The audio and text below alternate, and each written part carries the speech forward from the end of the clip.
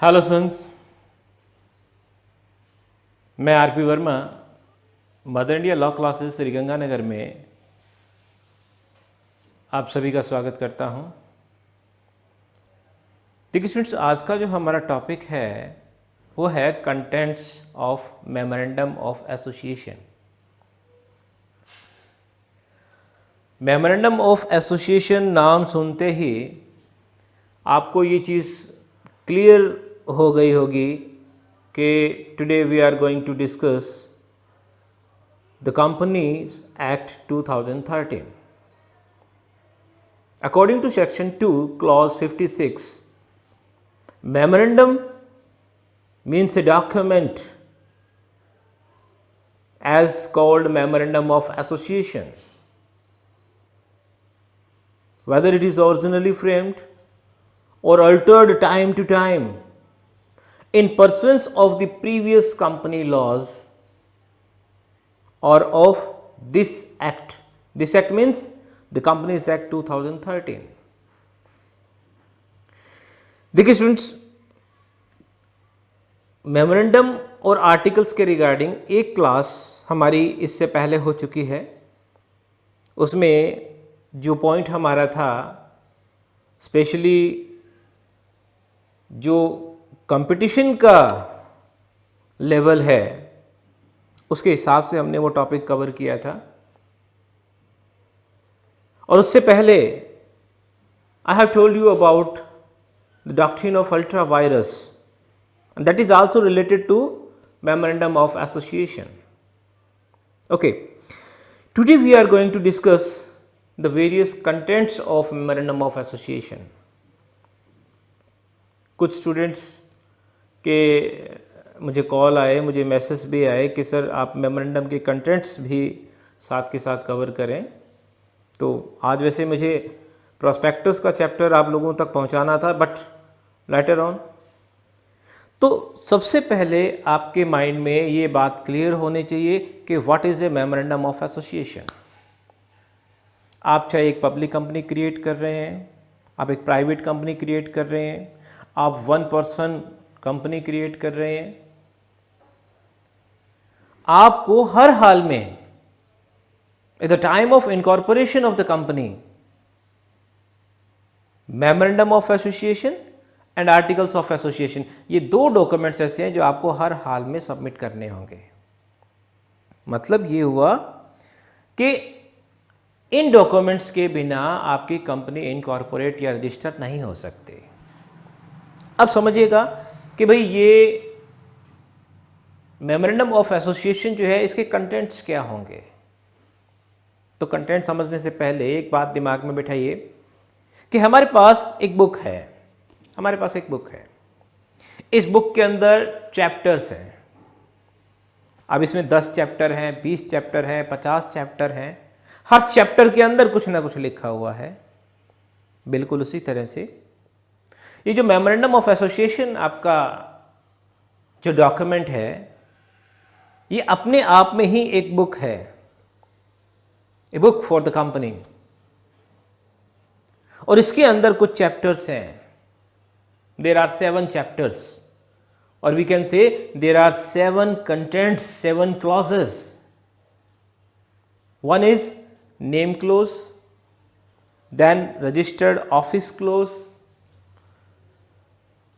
Object clause, liability clause, capital clause, subscription clause and nominee clause. हमारे ये 7 chapters हैं memorandum of association नाम की इस बुक के। अब बात करते हैं इन चैप्टर्स में क्या है, इन कंटेंट्स में या इन क्लॉजेस में क्या है।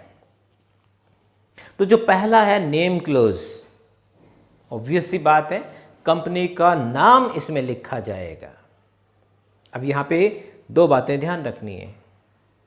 एक तो ये कि when you are going to decide name of your company, तो आपको कुछ बातें ध्यान में रखनी है। क्या? पहले तो ये कि आपकी कंपनी का नाम जो भी आप डिसाइड करने जा रहे हैं, उस नाम की ऑलरेडी कोई रजिस्टर्ड कंपनी ना हो। मैं मान लीजिए मैंने एक कंपनी चला रखी है मदर इंडिया क्लासेस के नाम से, लेकिन मैंने उसको रजिस्टर नहीं करवा रखा, बस ऐसे ही चला रखी है। अब ये बाद में बात करेंगे कि ये लॉफुल है कि अनलॉफुल है। भाई आप एक कंपनी वर्ड यूज़ कर रहे हैं और कंपनी एक्ट में रजिस्टर्ड नहीं है, तो ये एक अलग मैटर है, लेकिन भाई मैंने चला रखी है। अब आप इसी नाम से अगर कोई कंपनी रजिस्टर करवाना चाहे तो करवा सकते हैं, यस, नो प्रॉब्लम, क्योंकि मेरा नाम तो रजिस्टर ही नहीं है भाई। तो पहला rule while you are going to decide the name of your company, पहला रूल ये है कि उस नाम से पहले कोई रजिस्टर्ड कंपनी नहीं हो। अब यहाँ पर बहुत सारे स्टूडेंट्स का ये क्वेश्चन अराइज होता है कि सर अगर वो इंटरनेशनल लेवल की है तो ये देखिएगा बच्चों, अगर कोई कंपनी अमेरिका में इनकॉर्पोरेटेड और अमेरिका में बिजनेस कर रही है, हमारा यहाँ क्या लेना देना। लेकिन अगर वो अमेरिका में रजिस्टर्ड है और इंडिया में भी बिजनेस कर रही है तो गवर्नमेंट की अथॉरिटी तो होगी कि नहीं होगी। ऐसी सिचुएशन में आप वो नाम भी नहीं रख सकते। चलिए, ये आपका था फर्स्ट रूल। अब आइए सेकंड रूल। आप ऐसा कोई नाम भी नहीं रख सकते जो किसी दूसरी कंपनी के नेम से रिलेटेड हो या थोड़ा आपने उसको चेंज किया हो, सिमिलर हो। कैसे? ये कंपनी है नेशनल इंश्योरेंस कंपनी लिमिटेड। आपने नया नाम, आपने नई कंपनी क्रिएट कर ली और इसका नाम रख लिया new national insurance company limited, तो भाई ये तो गड़बड़ होगी। आप कहेंगे नहीं साहब वो नेशनल इंश्योरेंस कंपनी है, हमारी तो न्यू नेशनल इंश्योरेंस कंपनी है। नहीं नहीं, लोग न्यू तो भूल जाएंगे, पीछे तो नेशनली रह जाएगा। तो आप ऐसा भी नाम नहीं रख सकते जो दूसरी कंपनी के नाम से सिमिलर हो। तीसरा रूल, आप ऐसा कोई नाम भी नहीं रख सकते जो किसी कंपनी के नाम का ट्रांसलेशन हो। भी कंपनी है नेशनल इंश्योरेंस कंपनी लिमिटेड और भाई हमने कंपनी क्रिएट की है राष्ट्रीय बीमा कंपनी, तो ये तो हमने ट्रांसलेशन कर लिया उसका। आप इस तरह का नाम भी नहीं रख सकते। आप कोई ऐसा नाम नहीं रख सकते जो वल्गर हो। आप कोई ऐसा नाम नहीं रख सकते जो हमारे देश की एकता और अखंडता के, unity and integrity of India के अगेंस्ट हो। तो ये बहुत सारे ऐसे रूल्स हैं बच्चों जो हमें ध्यान में रखने पड़ते हैं जब हम कंपनी के लिए कोई नाम सोच रहे हैं। अब आइए इससे रिलेटेड दूसरा पॉइंट क्या है। While you are going to decide your company, the name of your company, आपको कम से कम अल्टरनेटिव नेम्स जो है वो सबमिट करने पड़ेंगे। सारा काम स्मार्ट सिस्टम है आपका, ऑनलाइन आपको एक DIN नंबर आप क्रिएट करते हैं, एक रिक्वायर्ड फ़ी है वो आप डिपॉजिट करवाने के बाद आप पोर्टल पे बैठ जाइए and you will have to submit some alternative names, maximum 6। भी मैंने एक नाम सोचा, मुझे अल्टरनेटिव 6 नेम्स जो है वो इंसर्ट करने पड़ेंगे। विदिन 3 डेज मुझे उनमें से एक नाम वापस मिल जाएगा। अब ये जो नाम है, इस नाम की कंपनी हम क्रिएट कर सकते हैं विदिन 3 डेज, याद रखिएगा। अब जिस दिन आपको ये नाम मिला है उस नाम से आप कंपनी का मेमोरेंडम तैयार कर रहे हो, उसी नाम से आप कंपनी के आर्टिकल्स तैयार कर रहे हो, तो ये काम भी विदिन 60 डेज आपका हो जाना चाहिए। जैसे मान लीजिए हमने परसों जो है हमने 6 नाम दिए थे और आज हमें एक नाम मिल गया। ऑब्वियसली जैसे अपन UGC नेट का एग्जाम दे रहे हैं, 3 सेंटर आपको फिल करने हैं। भाई पहले सेंटर में अगर अवेलेबिलिटी नहीं है तो दूसरा मिल जाएगा, दूसरे में नहीं है तो तीसरा मिल जाएगा, तो कहीं ना कहीं तो मिलेगा तो सही ना। इसी तरह से आपने 6 नाम सोच लिए, हो सकता है जो पहला नाम आपने सोचा है उसी सेम टाइम वो किसी और ने रजिस्टर करवाने के लिए अप्लाई किया हो। तो इस तरह की सिचुएशंस क्रिएट ना हो, बाद में कोई प्रॉब्लम ना हो, इससे आपसे अल्टरनेट्स मांग लिए जाते हैं। जनरली यही होता है कि फर्स्ट आपको मिल जाता है, कोई दिक्कत नहीं है। तो अब आज मुझे एक नेम मिला है और विदिन 60 डेज मुझे मेमोरेंडम, आर्टिकल्स, ये सारा ताम जाम करके और रजिस्ट्रार के पास पहुंचना है विद इन 60 डेज। ध्यान रखिएगा, not expiration of 60 days, with in 60 days, 60 दिनों के अंदर अंदर। अगर मैं इन 60 दिनों में नहीं पहुंच पाता तो जो नाम मुझे इशू किया गया है वो एक्सपायर हो जाएगा। अब फिर दोबारा उसी प्रोसेस को दोबारा फॉलो करो, फिर आप अल्टरनेट्स क्रिएट करो, फिर आप वेट करो, विद इन 3 डेज आपको दोबारा मिलेगा। तो ये थोड़ा सा अपने को ध्यान रखना है। अब तो ये जो सेकंड पॉइंट है आपका, अगर हम इसको गौर से देखें तो जो हमने पहले जो रूल्स देखे थे आज की तारीख में उनका कोई मतलब नहीं है, क्योंकि जैसे ही आप कोई नाम इंसर्ट करोगे, अगर उस नाम की ऑलरेडी कोई रजिस्टर्ड कंपनी है तो वो नाम आपको मिलेगा ही नहीं। अगर कोई उस नाम में प्रॉब्लम है तो ऑब्वियस सी बात है, जैसे अपन जीमेल आईडी क्रिएट करते हैं ना, तो अगर ऑलरेडी उस नाम से, उस सिंबल से कोई जीमेल आईडी क्रिएटेड है तो आपको नहीं मिलेगी। बिल्कुल सेम सिचुएशन आपके यहाँ पे भी है। बाई चांस आपको एक ऐसा नाम इशू हो गया है जिस नाम में कोई प्रॉब्लम है, तो इन कॉरपोरेशन से पहले पहले आपको वो नाम बदलने के लिए रजिस्ट्रार कह सकते हैं। और मान लीजिए उस नाम से आपकी कंपनी ही इनकॉर्पोरेट हो गई है, रजिस्टर हो गई है, तो आपको आदेश दिया जा सकता है विद इन 3 मंथ्स उस नाम को चेंज करने का। नहीं करते हो तो फिर यू विल हैव टू पे पेनल्टी, आपको फाइन पे करना पड़ेगा। तो ये बच्चों नेम क्लॉज के रिगार्डिंग बात थी। अब हमने नाम डिसाइड कर लिया, पब्लिक कंपनी है, लिमिटेड वर्ड साथ में आएगा लास्ट में, प्राइवेट कंपनी है, प्राइवेट लिमिटेड वर्ड आएगा, 1 पर्सन कंपनी है, प्राइवेट लिमिटेड वर्ड आएगा और ब्रैकेट में 1 पर्सन कंपनी लिखा जाएगा। और अगर अंडर सेक्शन 8 चैरिटेबल कंपनी है तो ना तो लिमिटेड वर्ड आएगा ना ही प्राइवेट लिमिटेड वर्ड आएगा। अब बात करते हैं सेकंड, रजिस्टर्ड ऑफिस क्लॉज की। ये एक बहुत ही इंपॉर्टेंट आपका क्लॉज है बच्चों। इंपॉर्टेंट इसलिए मैंने आपको बताया क्योंकि इसके अंदर कॉमन एरर बहुत रहती है। अब फॉर एग्जांपल मैं अगर आपसे ये पूछूं कि भाई आपकी कंपनी का एड्रेस क्या है, तो आप प्रॉपर एड्रेस बताओगे। तो जब आप मुझे प्रॉपर एड्रेस बता रहे हो तो ऑब्वियस सी बात है रजिस्ट्रार को भी आप प्रॉपर एड्रेस ही बताएंगे। तो वो प्रॉपर एड्रेस कहाँ लिखा होगा, तो बच्चा क्या लिखता है जनरली कि जो रजिस्टर्ड ऑफिस क्लॉज है उसमें कंपनी का प्रॉपर एड्रेस होता है। ऑब्वियस सी बात है रजिस्टर्ड ऑफिस आपका कहाँ है, लेकिन बच्चों ऐसा नहीं है। इस रजिस्टर्ड ऑफिस क्लॉज में सिर्फ और सिर्फ नेम ऑफ द स्टेट लिखा जाता है।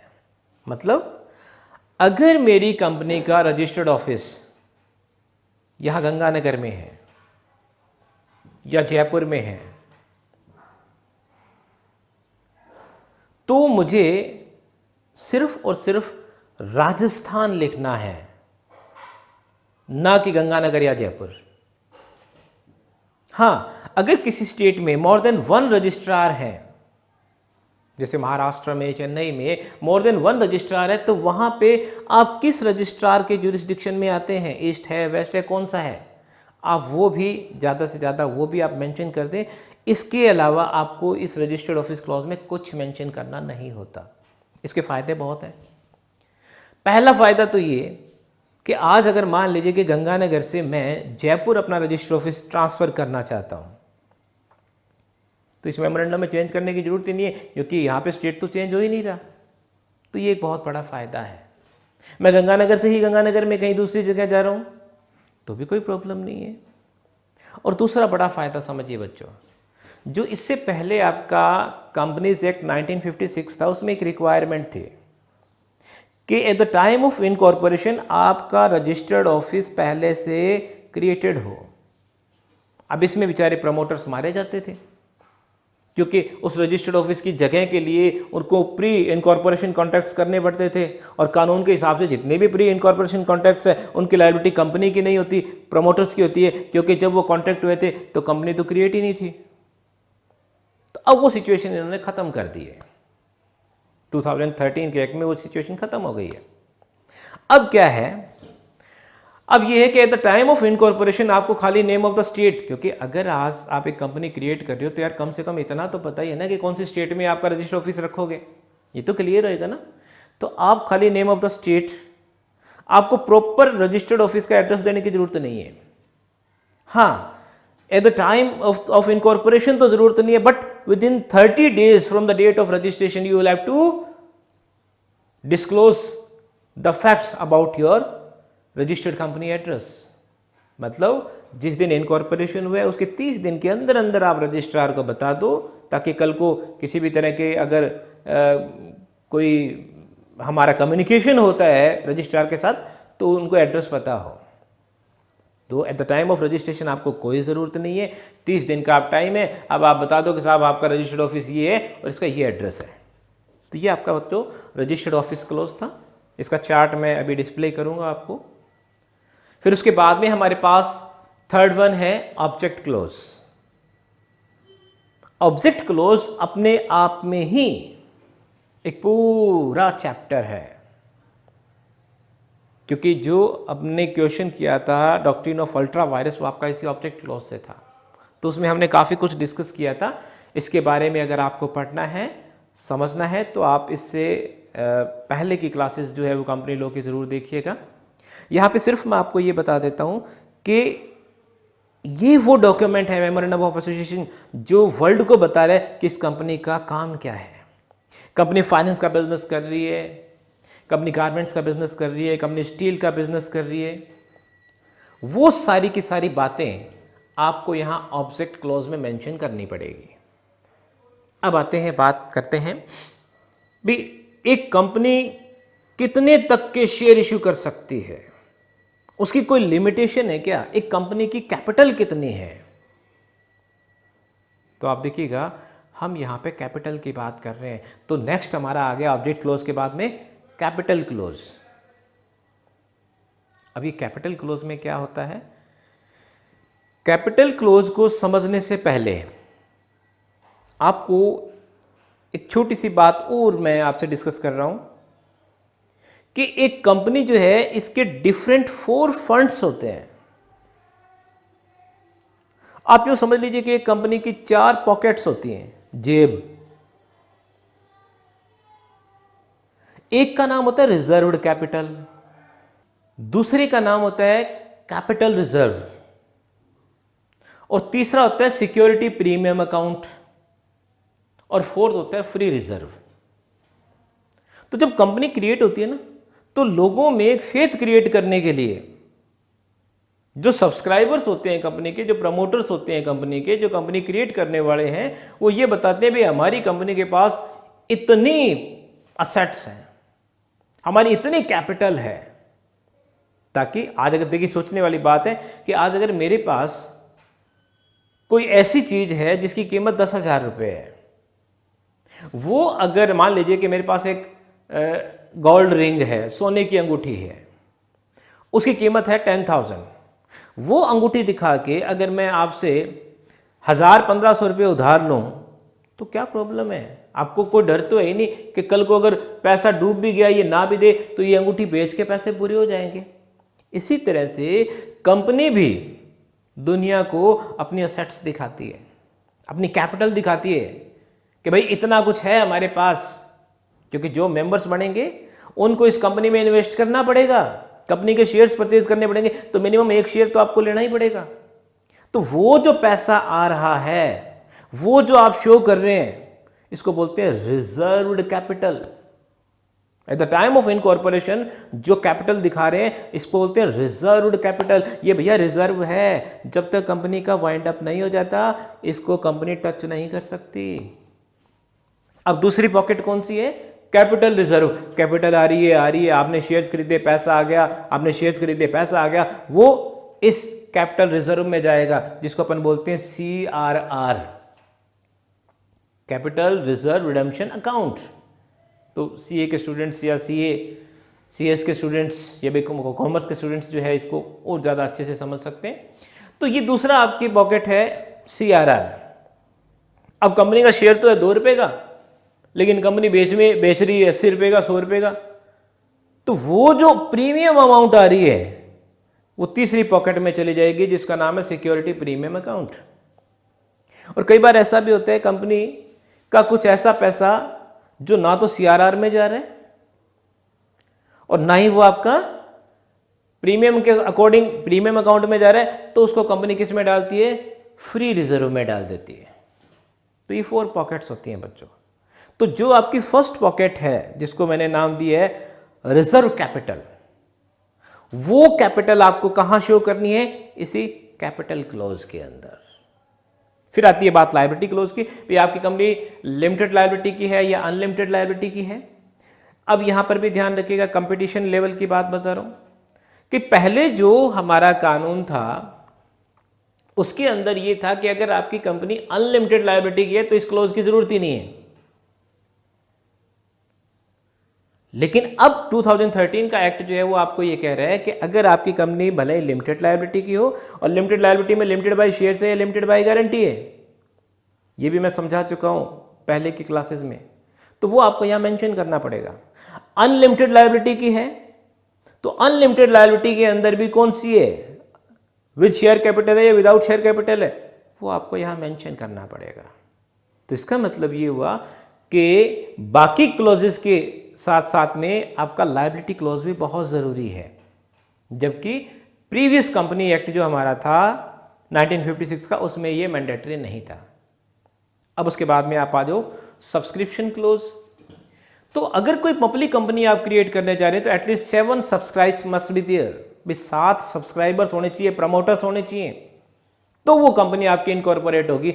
उन लोगों के नाम पते कहां लिखे होंगे, इस सब्सक्रिप्शन क्लॉज में लिखे होंगे। 7 है, 10 है, 15 है, 50 है, जितने भी हैं, मिनिमम 7 चाहिए पब्लिक कंपनी के लिए, और प्राइवेट के लिए मिनिमम 2 चाहिए, और 1% कंपनी के लिए मिनिमम 1 चाहिए। उसके नाम पते जितने भी हैं वो सारे यहां मेंशन होंगे। अब अगर आपकी 1% कंपनी है तो 1% कंपनी में मेंबर तो एक ही है, पर भगवान ना करे उसके कुछ हो जाए तो कंपनी को हाथों हाथ संभालने के लिए एक नॉमिनी का होना जरूरी है। तो अगर आप 1% कंपनी क्रिएट करना चाह रहे हैं तो eight the time of incorporation आपको एक नॉमिनी और मेंशन करना पड़ेगा। तो 1% कंपनी का जो मेमोरेंडम है उसके अंदर बाकी क्लोजेस के अलावा आपका ये नॉमिनी क्लोज या नॉमिनेशन क्लोज भी आ जाएगा। अब हम बात करते हैं इनमें से किस किस क्लॉज में अल्टरेशन हो सकता है, या ऐसा कौन सा क्लोज है जिसकी कहीं जरूरत है कहीं नहीं है। तो देखिए, कंपनी चाहे आपकी पब्लिक हो चाहे प्राइवेट हो, नेम क्लोज हर हाल में होगा, रजिस्टर्ड ऑफिस क्लोज हर हाल में होगा, ऑब्जेक्ट क्लोज हर हाल में होगा। कैपिटल क्लोज, अगर आपकी company limited by guarantee without share capital है तो उसकी जरूरत नहीं है, तो आपका कैपिटल क्लोज नहीं होगा। तो इसका मतलब कैपिटल क्लोज जरूरी नहीं है सभी कंपनियों में हो। लायबिलिटी क्लोज, चाहे पब्लिक कंपनी है चाहे प्राइवेट कंपनी है, जो मर्जी है, चाहे लिमिटेड लायबिलिटी के चाहे अनलिमिटेड लायबिलिटी के, आपको हर हाल में मेंशन करना पड़ेगा। वैसे तो पब्लिक कंपनीज की बात कर रहे हैं अपन। फिर उसके बाद में सब्सक्रिप्शन क्लोज, जो मर्जी कंपनी हो, जो मर्जी, आपको हर हाल में सब्सक्रिप्शन क्लोज मेंशन करना पड़ेगा। नॉमिनी क्लोज सिर्फ 1% कंपनी के लिए है, तो इसका मतलब कैपिटल क्लोज और नॉमिनी क्लोज, ये 2 ऐसे क्लोज हैं जिनकी कहीं जरूरत पड़ती है कहीं नहीं पड़ती। तो ये बच्चों आपके कंटेंट्स मैंने समझा दिए हैं। उम्मीद करता हूं कि आप इसे नोट डाउन करें, और यहाँ पे जितने भी ऑब्जेक्टिव टाइप्स क्वेश्चन आ रहे हैं, जो बच्चे कंपटीशन लेवल पे तैयारी कर रहे हैं, LLB पास आउट है, तो उनको मैं एक छोटी सी राय दूंगा कि कंपनी से रिलेटेड अगर आपको ऑब्जेक्टिव टाइप्स क्वेश्चन करने हैं तो इधर उधर मत्थापच्ची करने के बजाय CA या CS के स्टूडेंट्स इनिशियल स्टेज पे, जो IPCC या एग्जीक्यूटिव के स्टूडेंट्स हैं, वो जो ऑब्जेक्टिव टाइप्स क्वेश्चन पढ़ते हैं, आप उन पे थोड़ा सा गौर करें। किसी क्वेश्चन में कोई प्रॉब्लम हो, then I will help you. तो उम्मीद करता हूं कि आपको इस क्लास का फ़ायदा मिलेगा। कंपनी लॉ में नेक्स्ट क्लास हमारी जो होगी, that will be concern with the untrue statement in the prospectus and remedies thereof, कि प्रोस्पेक्टस के अंदर अगर कोई फॉल्स या अनट्रू स्टेटमेंट है, कोई मिस स्टेटमेंट है, तो उसका क्या इफेक्ट होगा, और जो एग्रीव्ड पार्टी है उसके पास क्या क्या रेमेडीज अवेलेबल होंगी। Thank you students, thank you very much.